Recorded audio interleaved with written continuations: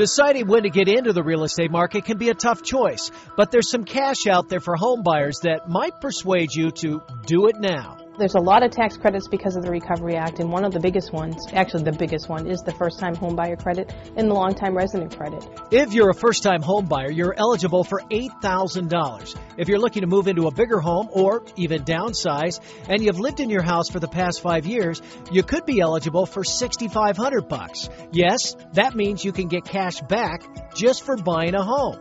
If this sounds good to you, you better get moving because time is running out. You have to settle, at least be in a binding contract by April 30th of this year in order to qualify for this first-time homebuyer credit. And you can either claim it on your 2009 return or you can wait until next year and claim it on your 2010 return. Of course, that cash can be nice to make improvements on a new home. If you don't have all the down payment you were hoping for or need cash for closing costs, we found one local lender giving you the money before you buy. We created here at Mass Housing a tax credit loan advance program, so that we know you're going to get $8,000 when you file your taxes. It's a credit. You know that's coming in there as a payment for you. Let's turn it into cash up front for the home buyer.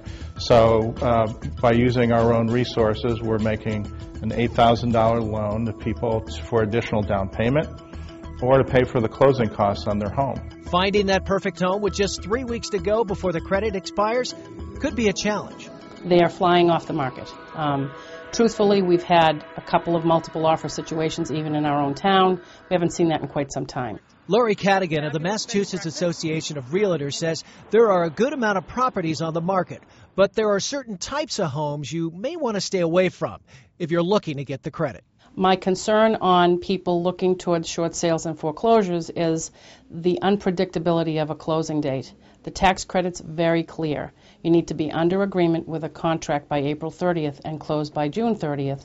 And unfortunately, we've seen our short sale and foreclosure properties take much longer than a couple of months to come to closing. So the best buyer for a short sale or foreclosure is someone who doesn't have a deadline. Real estate firms across the country are sponsoring an event on Saturday and Sunday called National Open House Weekend, giving you more of a chance to catch up on lost time. We're hoping that it gives buyers the opportunity to see the most amount of houses available on the market in one weekend. So while the time is ticking away on these tax credits, there's still time to cash in on some free money. Frank Malakote, Fox 25 News.